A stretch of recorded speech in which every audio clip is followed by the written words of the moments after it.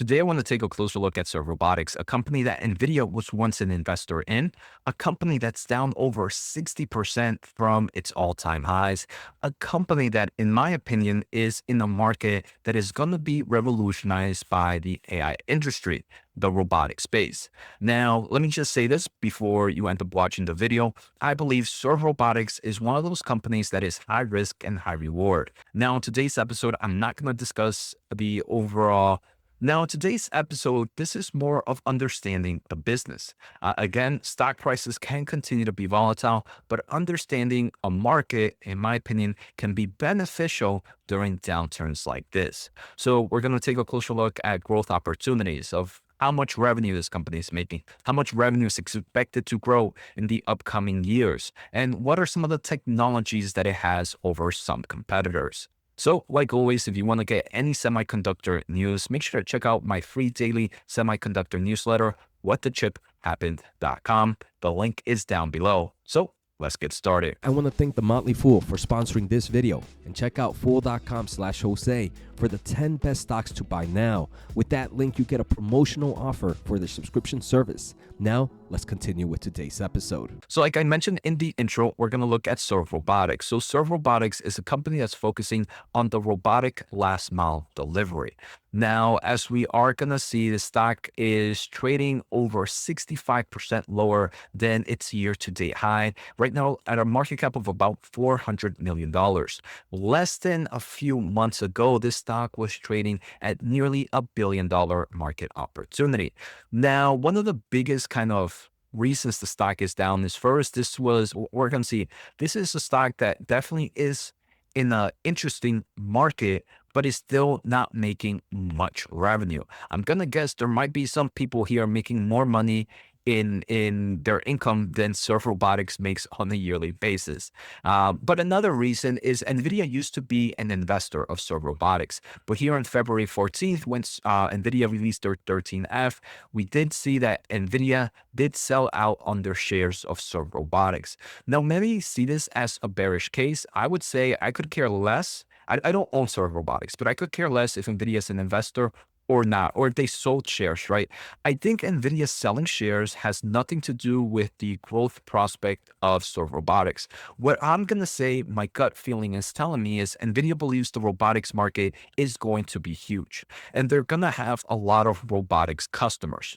But how does it look if Nvidia is serving all these robotic companies and has an investment in a competitive player being Serve Robotics? So I think to kind of eliminate that friction for customers in the robotic space, and I think Nvidia sold out its positions where, sure, maybe we miss out on if Serve Robotics becomes a big player in the future.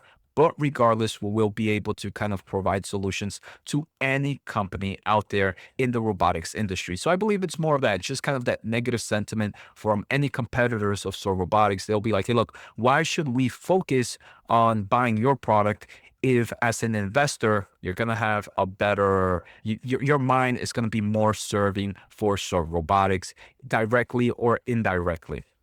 So I think this is why the company ended up selling some of the random shares in AI companies that it had. Now we're going to see in Q4, which is expected to be reported March 6th, so about 2 days from now, the company is only expected to do revenue of $254,000. Yeah, $254,000. Now we're going to see, based on that run rate, it's about a 1 million revenue run rate for right now. We're going to see it's actually a little bit higher, it's closer to 2 million, but regardless, it's just an indication of how early we are in this market. Now I want to kind of look at a top level overview of why they believe this market is crucial. So why move a 2-pound burrito in a 2-ton car? So overall, it's very efficient to kind of move some of these products in the food delivery business with a vehicle. Things like the rapid progress we're seeing in robotics and artificial intelligence can help reduce the reliance on cars and help reduce the cost dramatically. Here is kind of their market opportunity. Remember, these are markets based on their numbers, and they're going to try to sell you a perfect story. So they mentioned 450 billion by 2030. It's an untapped market for robotic and drone delivery. Now, I believe maybe it can one day get to 450 billion. I don't know if it'll ever, I don't think it will happen in 2030, right? Sometimes these investors or these companies try, like I said, to sell you that cool picture or that great picture very early on. We saw it a lot with the SPAC companies in 2020 and 2021. Now, I do believe that the AI market is going to propel the robotic space to enter some new era. Um, I don't know when that will happen. And as we're going to see, this is one of those early inning business. They mentioned one of the great opportunities for here is right now with food delivery, you're seeing massive growth rate. You see, for example, DoorDash revenue grew 200% between 2020 to 2023, but their revenue increased by about 235%. So you're getting more expensive as you continue to grow. Now, they also mentioned that on average, not the average, the median distance of food deliveries in the United States is about 2.5 miles. So not that long. And they can kind of do this kind of delivery a lot cheaper than if you were to pay kind of a person and the car and the gas and everything else. So there's a huge market opportunity here for Serve Robotics. And a lot of the information and presentations are coming from their November 7th, 2024 earnings discussion. So it's about 3 months old. And like I mentioned, we are going to get an earnings update in 2 days. Now, one of the big growth opportunities for this company is they used to be part of Uber, but Uber spun them off. Uber still owns a position here. And right now they have about a 2,000 robot contract with Uber Eats, and they want to have about 2,000 robots deployed, expected by the end of 2025. And within this, by the quarter 1 of 2025, they're expected to have at least 250 robots, and they are expanding into Dallas, Fort Worth by the end of quarter 2 of 2025. So we are going to see these robots are actually going to be a huge growth opportunity for them.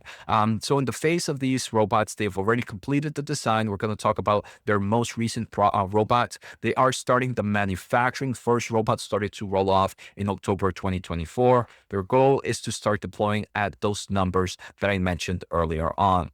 So in November of 2024, they mentioned that they are on track to deploy their 2,000 robots by the end of 2025 under the agreement with Uber, pushing towards an expected run rate of $60 million to $80 million in annual revenue once the robots are deployed and reach full utilization. Now, that is a huge growth in revenue if they do kind of get this full utilization. Remember, 2,000 robots is not a lot. So if 10, 20, 30 robots end up broken, it can definitely impact the run rate a lot. And this also is talking about full utilization. I wonder how many hours, how many deliveries they need to be doing to kind of reach that full utilization. So all those variables can kind of change the actual run rate. But regardless, going from almost a $2 million revenue run rate to 60 to 80 million, that's a huge growth opportunity. And we're going to see how market expectations and analysts are projecting these numbers and how it impacts price to sales ratio in the future. But by the end of the year, when they deploy of 2025, when they deploy their 2,000 robots, they believe that they're going to be one of the largest, or if not the largest, AV fleet in North America. Now, this is their most recent robot. This is their Gen 3, and versus the Gen 2, it's faster, 11 miles per hour. Remember, you don't need to have something too fast when kind of doing these types of deliveries. It does a lot further distance, where it can do about 48 miles, where the previous range was about 23 miles. It can handle various temperatures, even colder temperatures as well, and it can hold more cargo as well. So they are increasing the robot's efficiency. They're also driving more compute power, and all these, right, having more time, more range, more speed, more cargo increases the revenue potential of the current robots. And they have achieved all these improvements in the robots while at the same time decreasing the cost of the robot in half. So they've made certain components that used to be off the shelf are now being made in-house. So better manufacturing and lower part costs. So that's definitely some great movement in forms of the manufacturing of the robots in the future. Now, like I mentioned, they are on track for that $60 to $80 million run rate. And Like we saw in November 7th, they announced their third gen robots we just discussed. And while they initially expect them to hit the sidewalk early next year, being right now in 2025, they are set to deploy 75 of them by the end of this year, which is going to be the most recent earnings that they are going to announce. And that's going to double their delivery fleet. And by the end of quarter 1, we will have about 250 of these robots cruising around Los Angeles.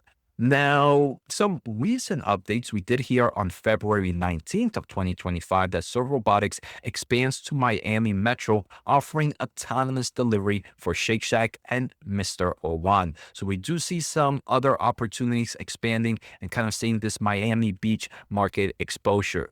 The other great things that they say about Serve Robotics is they have ran different types of monetary capabilities such as ads, data, licensing the underlying technology, make robots more profitable than couriers. So we can see that the various opportunities that they have that they can hit can obviously help increase their revenue run rate. Another thing is they recently made an acquisition on November 7th of Vebu, a company that focuses in automation the kitchen. This is very popular for a robot that they actually use in Chipotle. So in November 7th, their co-founder and CEO mentions that they signed an agreement to acquire Vebu Inc. You might know them for recent headlines about Avocado, the robot that has avocado prep time and was developed by Vebu in collaboration with Chipotle. We are bringing the Vebu team on board to expand into kitchen automations.